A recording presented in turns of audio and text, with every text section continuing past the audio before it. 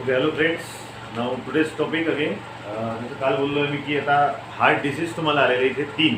Okay, तो one is the hyper tension, second is coronary artery disease, it is called as CAD. आणि या coronary artery डिसीजमध्ये पुन्हा 2 reference आपल्याला घ्यायचे.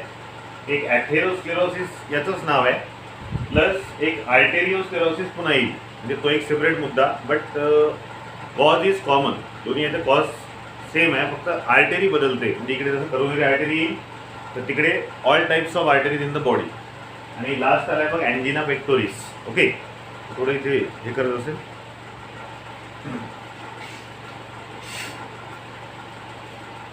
Okay, so नाव तसं मध्यंतरी जे आपण काही पॉईंट्स घेतले त्यामध्ये माल फंक्शनिंग इन हार्ट आलं होतं. आणि या माल फंक्शनिंग इन हार्टमध्ये काही डिसीजचे नावं आले होते, जसं हायपोटेन्शन और हायपर टेन्शन. आता हायपो म्हणजे काय, ते एक नॉर्मल जी आपली हार्टबीट असते किंवा कार्डियक सायकल आहे, त्या कार्डियक सायकलचा जो टायमिंग ठरलेला आहे, रेट ठरलेला आहे, दॅट इज 72 पर मिनिट. हा जर कमी होत असेल तर हायपोटेन्शन आहे, आणि तो जर वाढत असेल तर त्याला म्हणतो आपण hyper tension. So now see the new concept और न्यू ॲक्च्युअली डिसीज. पण आता मी जसं मागेही बोललो आहे की हायपर टेन्शन म्हणजे एकदम बहुत जसं हार्टबीट. आता एक रेफरन्स आला आहे बघा, persistently raise blood pressure higher than normal value is simply called as hypertension. Hypertension म्हणजे काय, तर नॉर्मल जो आपला ब्लड प्रेशर असते त्यापेक्षा आपलं ब्लड प्रेशर हे रेज होणं, रेज म्हणजे वाढणं. परंतु शब्द आला आहे परसिस्टंटली. आता परसिस्टंटलीचा अर्थ काय होतो, जसं मी त्या दिवशी म्हटलं की तुम्ही जर इथून मला एक चक्कर असं धावायला लावला तर धावल्यानंतर तुमचं नॉर्मल जे 72 पर मिनिट हार्टबीट असतं हे तेवढं राहणार नाही, साहजिक आहे, ते भयानक वाढेल. आता नॉर्मल हायपरटेन्शनचं कंडिशन काय आहे, तर 140-90. म्हणजे जर तुम्हाला धावायला लावलं तर हे 140 काय 150 160पर्यंत सुद्धा जातं. अरे ॲक्च्युली आपल्या बॉडीमध्ये वर्कडन झालं आहे, आणि हे वर्कडन करण्यासाठी बॉडीला लागली लार्ज अमाऊंट ऑफ एनर्जी. ती एनर्जी मिळवण्यासाठी आपल्याला ऑक्सिजन पाहिजे, आणि म्हणून आपलं हार्ट रेट वाढतं. कारण एक्स्ट्रा एनर्जीसाठी पूर्ण बॉडीला ब्लड सप्लाय करावं लागेल, किंवा जो पार्ट तुमचा एक्झरसाइज करतो आहे त्याला एक्स्ट्रा अमाऊंट ऑफ एनर्जीची गरज पडेल. आता यासाठी ब्लडला खूप जोराने फोर्सफुली सर्क्युलेट करावं लागतं हार्टला, आणि त्यामुळे जनरली आपलं मग हार्टबीट वाढेल. मग तुम्ही धावून आतमध्ये आले, बसले व्यवस्थित, जेव्हा तुम्ही रिलॅक्स व्हाल, रिलॅक्स झाल्यानंतर पुन्हा तुमचं हार्टबीट नॉर्मलवर येऊन जाईल काही वेळाने. जसं आपण म्हणतो श्वास भरला गेला आहे, मग थोडं नॉर्मली आपण म्हणजे थोड्या वेळाने क्लिअर होऊन जातो, नॉर्मल होऊन जातो. तर याला हायपर टेन्शन नाही म्हणत. म्हणजे तुम्ही धावून आले आणि एकदम तुमचं हाय ब्लड प्रेशर झालं, किंवा खूप जोराने तुम्ही श्वास घेताय, तरी थोडं हायपर टेन्शन. पण परसिस्टंटली शब्द जो आहे तो खूप महत्त्वाचा आहे, की जर तुम्ही नॉर्मल कंडिशनमध्ये काही काम करत नाही आहे, नॉर्मल रेस्टमध्ये बसले आहात, आणि रेस्टमध्ये बसलं असताना आपलं नॉर्मल जे 72 पर मिनिट व्हायला पाहिजे ते त्यावेळेला नॉर्मल रेस्टमध्ये बसलं असताना जर तुम्ही चेक केलं, मोजलं, आणि ती जर व्हॅल्यू जात असेल 140-90. आता हे तुम्हाला माहिती आहे 140 is systolic blood pressure and 90 is the diastolic. तर नॉर्मल रेस्ट पोझिशनमध्ये असताना कोणतंही एक्स्ट्रा किंवा हेवी वर्क न करता जर तुमच्या हार्टची किंवा कार्डियक सायकलची जर व्हॅल्यू 140-90 जात असेल तर या व्हॅल्यूच्या परसिस्टंट येण्यालाच म्हणतात hypertension. So simply it is a raise blood pressure, normal blood pressure जे असतं त्यापेक्षा रेज झालेलं वाढलेलं. आता हायपरटेन्शन कितीवर समजायचं, तर जनरली जर तुमची व्हॅल्यू 140-90 येत असेल, म्हणजे सिस्टॉलिक 140 आणि डायस्टॉलिक 90, तर हा एक खास कॉज आहे, दॅट इज अ हायपरटेन्शन. बऱ्याचदा याच्यापेक्षा जास्त वाढतं, समजा 180 अँड 120 किंवा याच्या हायर गेलं असेल तर आता कधी कधी पण रेअर केस आहे, but actually it is very dangerous condition to health. म्हणजे ज्या व्यक्तीचा हार्ट रेट हा 180 सिस्टॉलिक आणि डायस्टॉलिक 120 जात असेल तर हे त्यांच्या ओव्हरऑल आरोग्यासाठी म्हणा किंवा हेल्थसाठी खूप डेंजरस कंडिशन मानली जाते. आणि मग यामुळे इतक्या हाय प्रेशरमुळे मग आर्टरीज वगैरे ब्रेक होतात. त्यानंतर बरेचसे बॉडीचे ऑर्गनायचे पुढे बघू आपण, त्यामध्ये सुद्धा फेल्युअर येऊ शकतं. कारण हा भयानक हार्ट रेट आहे, आणि इतक्या फोर्सफुली जर ब्लड त्या आर्टरीमधून फ्लो होत असेल तर आर्टरी शेवटी मान्य इलॅस्टिक आहे, पण सहन किती करेल, तर एक लिमिट क्रॉस होते, आणि मग बऱ्याचदा आर्टरीज क्रॅक होतात, फुटतात. And that is very dangerous condition. Now it may damage the heart, brain or kidney. म्हणजे जर 180-120 पर्यंत जर गेलं असेल किंवा परसिस्टंटली जात असेल तर आर्टरीज ब्रेक होतील. साहजिक आर्टरीज ब्रेक जर झाल्या तर इंटरनल ब्लिडिंग होईल. त्यामुळे जे आपले खूप महत्त्वाचे आपण VIP ऑर्गन म्हणतो किंवा व्हेरी इम्पॉर्टंट ऑर्गन जसे हार्ट आहे, ब्रेन आहे किंवा किडनी, या तीनही ऑर्गनला डॅमेज होऊ शकतं due to that higher blood pressure value. Now in hypertension heart uses the more energy for pumping which cause the angina pectoris. आता आताच बोललोय मी की साहजिक तुम्ही एक चक्कर जरी धावत मारला, तुम्ही एक एक्स्ट्रा काहीतरी खूप जास्त काम केलं तर अमाऊंट ऑफ एनर्जी तुमच्या बॉडीला जास्त पाहिजे. आणि अमाऊंट ऑफ एनर्जी प्रोडक्शन म्हणजे काय, रेस्पिरेशन आलं. रेस्पिरेशनसाठी लागणार आहे ऑक्सिजन, आणि ऑक्सिजन ॲक्च्युली सप्लाय करणारा आहे ब्लड. मग जर एनर्जी जास्त पाहिजे तर जास्त ऑक्सिजन लागेल, आणि जास्त ऑक्सिजन सप्लाय करण्यासाठी ब्लडचं प्रेशर वाढतं किंवा आपण खूप फास्टली श्वास घ्यायला लागतो. सो तीच कंडिशन इथे आली आहे. सो हायपरटेन्शनमध्ये नॉर्मली होतं काय, तर heart uses more energy for pumping that blood. कारण जास्त एनर्जी हार्ट ॲक्च्युली यूज नाही करत, हार्टला तर पाहिजेच आहे म्हणा, परंतु जे एक्झर्शन झालं किंवा एक्स्ट्रा वर्क तुम्ही केलं तर बॉडीला तुम्हाला खूप जास्त एनर्जी पाहिजे, आणि ती हाय डिमांड जी एनर्जीची झाली त्याला सप्लाय करणारा हार्ट आहे. म्हणून हार्टचं जे पंपिंग आहे ते खूप जास्त वाढतं, and which result in to condition called as angina pectoris, जो आपल्या डिटेलमध्ये आला आहे. आता काय अँजिना पेक्टोरिस, तर angina pectoris is the chest pain. इथे आपल्या चेस्टला पेन व्हायला लागते. आता ॲक्च्युली हे काय झालं, पुढे रिझन लिहिलं आहे, that chest pain occur due to the lower blood supply to cardiac muscle. आता साहजिक आहे नॉर्मलपेक्षा हार्ट खूप जोराने ब्लडला फ्लो करते, म्हणजे हार्टचं फंक्शन स्पीडअप झालं. आणि हार्टचं फंक्शन म्हणजे काय, कॉन्ट्रॅक्शन रिलॅक्झेशन जे कोण करत होतं तर कार्डियक मसल. मग आता जर खूप फास्टली कार्डियक मसल वर्क करत असेल तर साहजिक आहे त्या कार्डियक मसलला ब्लड सप्लाय कमी होतो, आणि ते झाल्यामुळे मग चेस्ट पेन होते. ॲक्च्युली चेस्टने आपलं हार्ट पेन होऊन झालं आहे, पण हार्ट त्या चेस्टच्या साईडला आहे आणि इथे खूप जास्त फोर्सफुली कॉन्ट्रॅक्शन रिलॅक्झेशन होतं, म्हणून आपल्याला चेस्ट पेन जाणवतो. Now it may lead to the myocardial infarction.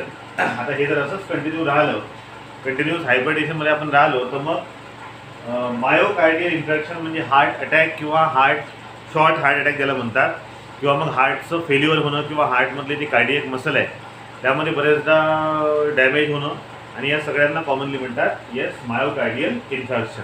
हे जर असंच सुरू राहिलं तर मग मायोकार्डियल इन्फार्क्शनसुद्धा होऊ शकतं. नाव there is a chance of brain hemorrhage due to hypertension as arteries in the brain are less protected by surrounding tissue as compared to other organs. आता बघा, ब्रेनमध्ये सुद्धा आर्टरीज आहेत, ब्रेनचे सुद्धा टिश्यू आहेत, या आर्टरीला खूप चांगलं प्रोटेक्शन मिळते आहे. पण बऱ्याचदा काय होतं, तर असं जर हायपरटेन्शन कंटिन्यू सुरू असेल तर जे ब्रेनचे जे टिश्यू असतात ते लेस प्रोटेक्टिव्ह होतात. त्यांचं ॲक्च्युअल जे फंक्शन आहे प्रोटेक्शन, ते प्रोटेक्शनचं फंक्शन त्यांचं स्लो होतं किंवा कमी होतं, again due to reduce in the blood supply to that particular tissue. पुन्हा एकदा घेतलं बघा, आर्टरी ज्या असतात ब्रेनमधल्या दे आर लेस प्रोटेक्टिव्ह. म्हणजे ब्रेनमधले जे आर्टरी आहेत, ज्या आर्टरी ब्रेनच्या सगळ्या टिश्यूला ब्लड सप्लाय करते, त्याचं जे ॲक्च्युअल प्रोटेक्शन आहे ते कमी होऊन जातं. मग आता साहजिक जर प्रोटेक्शन कमी झालं तर आर्टरी जसं मी बोललो त्या क्रॅक होतील, ब्रेक होतील. सो ब्रेनमध्ये सुद्धा ब्लिडिंग होऊ शकतं, आणि त्यामुळे होतं मग brain haemorrhage. Okay, now last, hypertension may cause the kidney fail. आता जसं इकडे बोललो आहे हार्ट, ब्रेन, किडनी आहे, तर हा ब्रेनचा रेफरन्स होता. सेम कंडिशन आहे, जर खूप जास्त ब्लड प्रेशर आहे, हायपरटेन्शन आहे, आणि असं हाय ब्लड प्रेशर असणारं ब्लड जर किडनीमध्ये गेलं तर किडनीसुद्धा फेल होऊ शकते. कारण किडनीला त्याच ब्लडमधून नायट्रोजिनियस वेस्ट सेपरेट करायचं आहे, आणि हेच जर ब्लड खूप फोर्सफुली किडनीमध्ये जात असेल तर साहजिक त्या ठिकाणी मग किडनी फेलसुद्धा होऊ शकते. So that is about the first disease, that is hypertension. Now next आहे करोनरी आर्टरी डिसीज. आता पहिल्यांदा आपण हे बघू की करोनरी आर्टरी काय आहे. जसं आता तुम्हाला माहिती आहे हार्टचं फंक्शन झालं आहे, हार्टचं वर्किंग झालं, तर ॲक्च्युली जसं सगळ्या आर्टरीज थ्रूआउट द बॉडी, म्हणजे एओर्टा मेन आहे, आणि एओर्टाच्या माध्यमातून सगळ्या arteries throughout the body blood supply करतात फॉर रेस्पिरेशन. तसं आता हार्टसुद्धा एक वन ऑफ द ऑर्गन आहे, आणि हार्टलासुद्धा त्याच्या ओन वर्किंगसाठी ऑक्सिजन लागेल. त्याच्याजवळ ऑक्सिनेटेड ब्लड आहे पण तो तिथून घेऊ शकत नाही. तर मग जेव्हा एओर्टामध्ये प्युअर ब्लड सप्लाय होतं तर त्या एओर्टाची एक ब्रांच निघते, dorsal branch, that is called as coronary artery.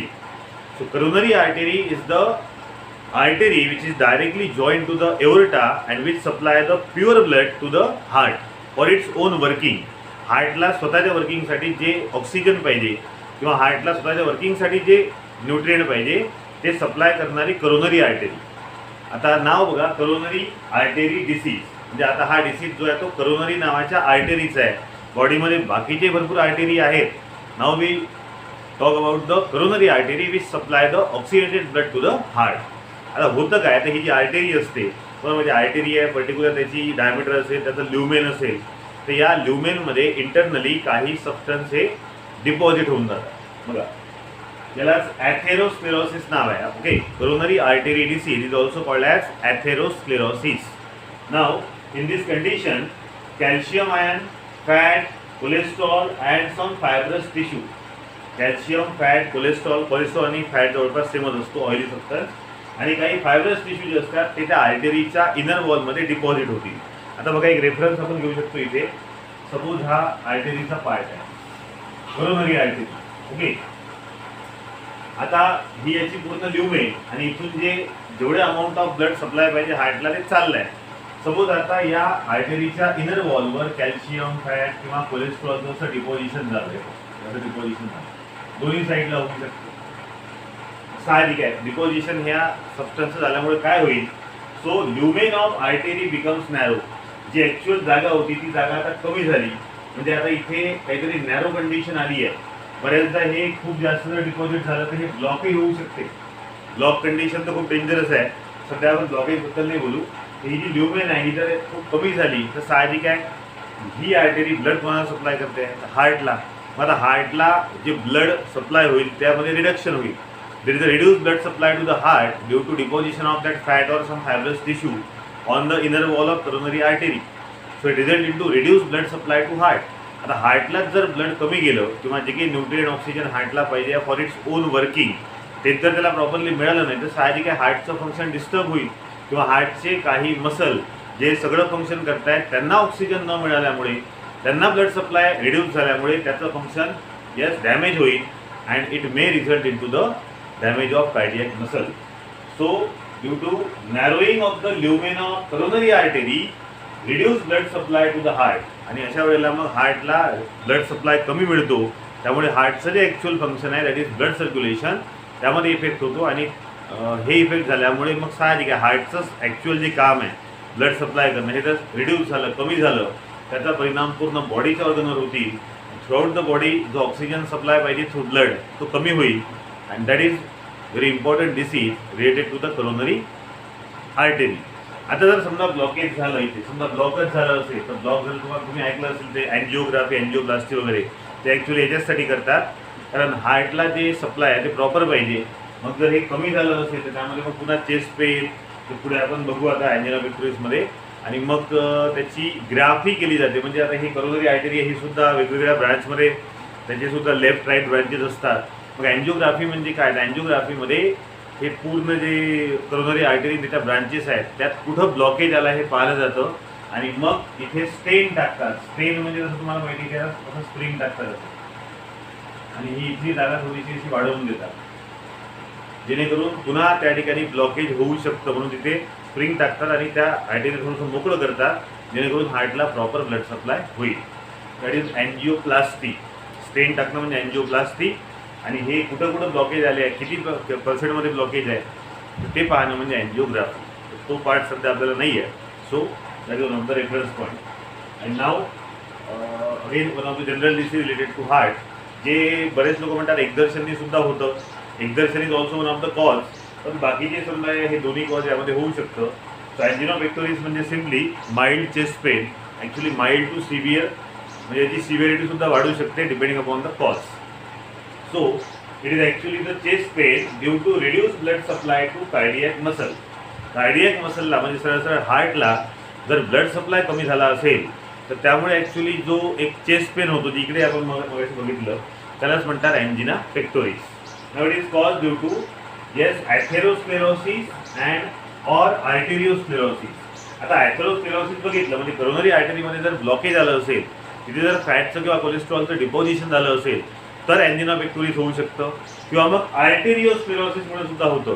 आता ॲथेरोस्क्लेरोसिस आणि आर्टेरियोस्क्लेरोसिसमध्ये काय फरक आहे, तर ॲथेरोस्क्लेरोसिस म्हणजेच फॅट कोलेस्ट्रॉलचं करोनरी आर्टरीमध्ये डिपॉझिशन होणं, तर आर्टेरियोस्क्लेरोसिस म्हणजे फॅट किंवा कोलेस्ट्रॉलचं बाकी कोणत्याही आर्टरीमध्ये डिपॉझिशन होतं अदर दॅन करोनरी आर्टरी.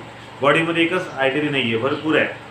तर ह्या ज्या एओर्टाच्या ब्रांचेस निघाल्या होत्या, भरपूर ज्या आर्टरीज आहेत, त्यासुद्धा आर्टरीमध्ये जेव्हा ब्लड फ्लो होतं तिथे सुद्धा कोलेस्ट्रॉलचं, फॅटचं, कॅल्शियमचं डिपॉझिशन होऊ शकतं. म्हणजे अशा पद्धतीचं डिपॉझिशन जर अदर दॅन करोनरी आर्टरीला सोडून द्या, उरलेल्या कोणत्या आर्टरीमध्ये जर होत असेल त्यालाच म्हणतात arteriosclerosis. So either due to the arteriosclerosis or atherosclerosis actually हार्टच्या कार्डियक मसलला प्रॉपर ब्लड सप्लाय होत नाही, त्यामुळे चेस्ट पेन होतं आणि या चेस्ट पेनला म्हणतात angina pectoris. Now symptom severe pain and heaviness in the chest. त्यामुळे होतं काय, मेन सिम्पटम आहे तर चेस्ट पेन होतं, छाती दुखायला लागते आणि हेवीनेस म्हणजे खूपच छाती भरल्यासारखी वाटते, खूप असं भारी भारी वाटते, ज्याला म्हणतात हेवीनेस इन द चेस्ट, म्हणजे श्वास घ्यायला थोडा त्रास होतो. त्यानंतर pain may be spread to the neck, lower jaw, left arm and left shoulder. आता पहिले चेस्ट दुखायला लागते, मग साहजिक इथून ते लेफ्ट शोल्डरकडे जातं. पहिले ॲक्च्युली लेफ्ट जॉ इथं दुखते, त्यानंतर मग लेफ्ट आर्म, लेफ्ट शोल्डर इकडे असं पसरायला लागते. म्हणजे it is one of the very important cause. समजा नॉर्मल चेस्ट पेनसुद्धा आपल्याला बऱ्याचदा होतं, पण तो chest pain, remember that point, तो चेस्ट पेन जर त्या लेफ्ट साईडच्या चेस्टकडून जर लेफ्ट आर्म, त्यानंतर लेफ्ट आपलं हे काय येस नेक, जॉ इकडे जर पसरत चालला असेल किंवा इकडे जर लेफ्ट शोल्डर आणि आर्मला चालला असेल, सो एक कंडिशन हार्टची राहू शकते किंवा एंजिना पेक्टोरिस राहू शकतं. म्हणजे ॲक्च्युली अशा पद्धतीचा chest pain is directly connected with heart. हा एक पॉईंट लक्षात ठेवा, जर असं आढळलं तर त्वरित त्यांना डॉक्टरांकडे आपल्याला न्यावं लागेल. हां, बाकी चेस्ट पेन फक्त इथंच होऊन राहिला आहे, बाकी ठिकाणी नाही आहे, तर मग इतके एकदम सिरियस काम नाही आहे. पण जर तो नेक आणि जॉकडे चालला आहे किंवा लेफ्ट आर्मकडे चालला, लेफ्ट स्पेशली, कारण हार्ट इकडे आहे, that is clear cut indication of heart disease. Next, pain may be cause due to the exertion. आता हा जो चेस्ट पेन आहे जसं बोललो आहे मी, एक्झर्शनमुळे सुद्धा होऊ शकतो. रेग्युलर जे आपलं डेली रुटीन असतं त्यापेक्षा एखाद्या वेळेला खूप जास्त काम होऊन जातं, स्पेशली लग्न कार्यावर घरी असलं तर मग खूप जास्त आपण म्हणतो की लग्न झाल्यानंतर मग तो कडसडा निघतो त्या लग्नाचा, बऱ्याचदा तब्येती खराब होतात, चेस्ट पेन होते. तर एक्झर्शनमुळे सुद्धा हे होऊ शकतं. एक्झर्शननी जर चेस्ट पेन झालं असेल तर हे आपोआप बरं होतं bye means of simply rest. पण रेस्ट करून सुद्धा हे जर बरं होत नसेल किंवा मग लेफ्ट साईडला हे जर स्प्रेड होत असेल, there is a severe connection with the heart disease. And heart muscle demand more oxygen and supply does not meet the required. म्हणजे ॲक्च्युली साहजिक तोच मुद्दा आहे की हार्टचा जो कार्डियक मसलचा पार्ट आहे ते जास्त ऑक्सिजनची डिमांड करतं आणि त्याच डिमांडला किंवा त्या रिक्वायरमेंटला पूर्ण करू शकत नाही आपण, किंवा त्या पर्टिक्युलर कार्डियक मसलला proper amount of oxygen supply न झाल्यामुळे जनरली हे अँजिना पेक्टोरिस किंवा चेस्ट पेन यासारखी कंडिशन येते. Okay, that is about the heart disease, hypertension, CAD, that is atherosclerosis and arteriosclerosis, दोन्ही घेतलं आहे आपण. मग होता अँजिना पेक्टोरिस. इथं आपला हार्टचा ॲक्च्युली पार्ट संपला आहे आणि आता एक शेवटचा पार्ट आहे जो मे बी 2 किंवा 3 दिवस चालेल, दॅट इज लिम्फॅटिक सिस्टीम. म्हणजे सर्क्युलेटरी सिस्टीममध्ये 2 पार्ट होतं, एक तर ब्लड सर्क्युलेटरी सिस्टीम आणि दुसरं होतं lymphatic system. Blood circulatory system आपलं संपलं आहे, आता बघू आपण लिम्फॅटिक सिस्टीम आणि लिम्फचं काय फंक्शन आहे in the next YouTube video. Okay, thank you.